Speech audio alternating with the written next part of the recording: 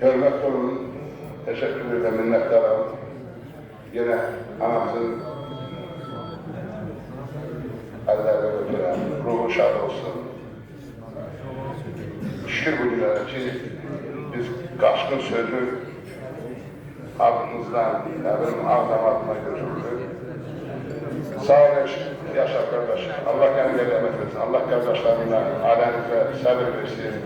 Hörmətli olun, həmişə sizin ailələ Ağdam cəmaatı fəxr edib, Allah verdi Bağırova rəhmət eləsin, Şirin Rizəyə rəhmət eləsin, Çambolada, Qatır Məhmədə, Ağdamda əziyyət olan hər bir cinsə, Allah Rüşən Əhdir qapısını açsın, Allah onun Ağdamın ardın qaldıran oğlanlarını ansın, arın çəkə bildirən, yəni çox öpürəm və çox sağ olun, təşəkkür edirəm, minnətlərim. Çox sağ olun, Hacı. Allah razı olsun. Allah asıl qəhrəman olun, milli qəhrəmanımıza, bütün cəmi şəhərlərimiz Allah bu tarafından rəhmət diləyirəm və yenə də sözlü Qazi qardaşıma, sizə də Elişən qardaşıma. Hoş gördük Allah anamıza rəhmət eləsin. Elə şey var ki, demək olar ki, o bütün döyüşə kişilər çünki o şəhid anası idi, çünki o qəhrəmanımız idi. Yəni, bunlar devlət olaraq, millət olaraq analarımızı torpaqlarımız qədər yüksək tuturuz hər zaman. Ruhu qarşısında baş əyirəm.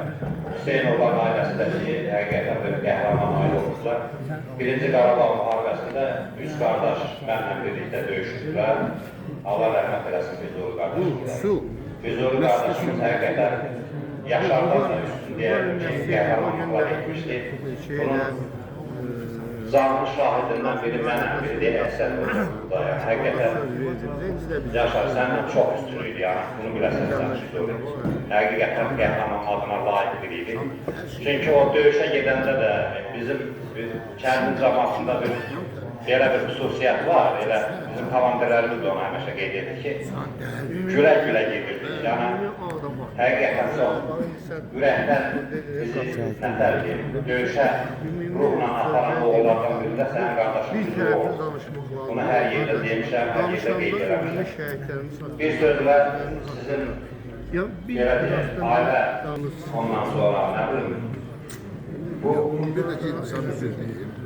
çətin yolda ən öndə olan ailələrdən olur. Buna heç vaxt danmaq olmaz. Bu, Azərbaycanın fəxri olaraq, Azərbaycanın qəhrəman ailəsi olaraq həmən xalqın qəlbindədir.